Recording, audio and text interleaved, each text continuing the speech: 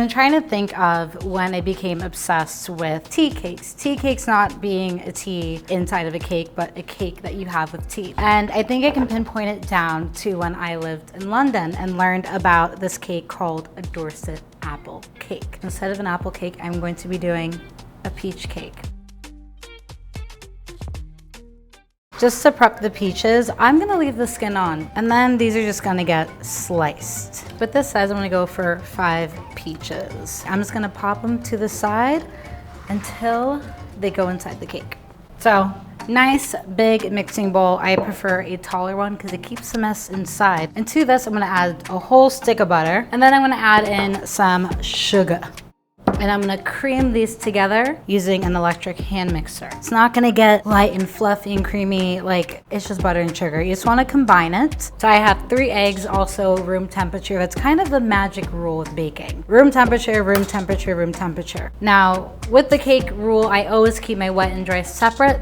So the last wet ingredient I'm gonna add is a little bit of vanilla. Woo, this is fluffy. So when it comes to adding dry ingredients, if there's a little bit of volume like this, I just put them right on top. There's no need to dirty up another bowl. So first in, I'm gonna put in my flour, and then the leavener, the lift, baking powder, and then also some salt, and of course, the cardamom. You wanna mix until you see no more flour, not a second longer. Over mixing is what makes cakes dense. Ooh, and you can see those seeds of cardamom just speckled throughout the batter. It's beautiful, it's like art.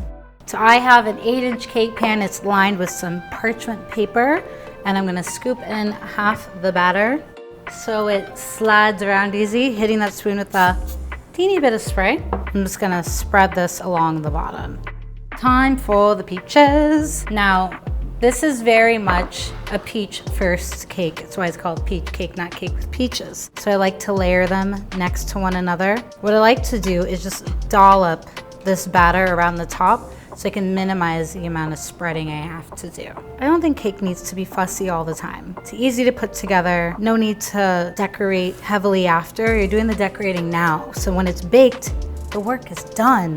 So now layer the peaches on top. I'm going to go in a spiral motion, starting from the outside and working my way in. And you want to gently just press them into the batter. Because the batter has that egg and that baking powder, it will rise up and try to curl around those peaches. So now they're all packed in here. I only have 4 pieces of peaches, which are gonna disappear in literal seconds. The final step, totally optional, but I just love the look it gives, is a sprinkle on top a little bit of raw sugar, turbinado sugar, demerara sugar, depending on where you are in the world. And it's beautiful when sprinkled on top.